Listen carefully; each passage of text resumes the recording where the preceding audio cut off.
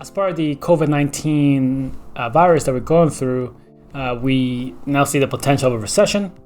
And for companies, that might also mean a hiring freeze. So you can't hire the people that you need. So what do? So one of the things that's becoming really interesting for the companies I work with is trying to uncover some of the talent that you already have and maybe closing the gap in skills. So let's talk about that today.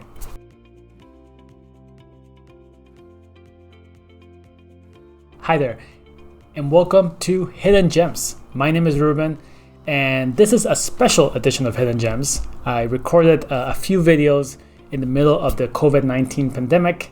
Like many people, I'm at home. It's actually a very beautiful day here in Vancouver, Canada, but it's very quiet, and we're all sort of doing our best to deal with the pandemic. But companies are, of course, getting ready for a potential recession, and there's lots of things that can happen in that financial instability. But I want to talk about hiring freezes and companies who are unable to hire. So what do? You have the same amount of people and now you want to do more work, or maybe you're already overwhelmed with work and you need more people. And talk about how training or coaching can help you close some of these gaps. So to uncover this hidden talent, there's a few things, right? You have to be able to identify who could be a great potential for this, give them ownership on the work, and of course give them accountability. Now for the training portion, there's about 4 training types that I always like to recommend to clients to use, and all of them can be done remotely. So we have group training, so you imagine one instructor to multiple people. Then you have individual training, typically shorter, but very customized to what the individual cares about. Reactive training, this might be done through something like Slack or some other chat method where people post questions as they come up and they get responses, typically remote. And then we have some kind of documentation. So as you learn what works, you start to create best practices and capture them in some kind of system. So historically, the group and individual training might happen in person, but due to where we are right now, you can actually move those and make those remote.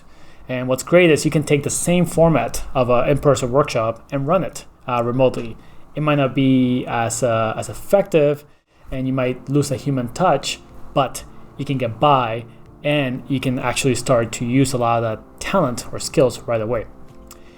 The last thing is there's lots of resources. It's 2020, lots of companies have created educational content, kind of like this, but in an even more structured format, and I just put them in online courses. So some of my favorite resources, which I'll link here, would be something like Udemy, the Conversion Excel Institute. We have Creative Live, and then there's a lot of specialized content out there depending on what you need. I find this to be actually really helpful for very tactical type of content, data analysis, specific tools, workflows, new campaign ideas. If you want something a little more broad, there might be something the online courses by universities where you can take actual curriculum. So you might take actual business classes or design classes and so on. It's more academic, perhaps a little less tactical, but nonetheless also available. In conclusion, hiring freezes are tough. If companies are unable to hire, they might feel unable to actually do and hit their targets. But you can use training, especially remote training, and what we're seeing right now, to close some of those gaps and continue on and then pick up new things. And I think this is a way for companies to also get access to world-class training from anywhere in the world. So you're not limited to whoever lives in your city. You can just bring them through the magic of video call to wherever you are. If you enjoyed this video, there's going to be a link for the weekly growth needle. I've been covering different ideas, some around COVID-19, how to think about it, some of the positives. So you'll find that. And there's also other ideas just about growth and data and how to deal with whatever is going to happen in 2020. Until next time, talk soon.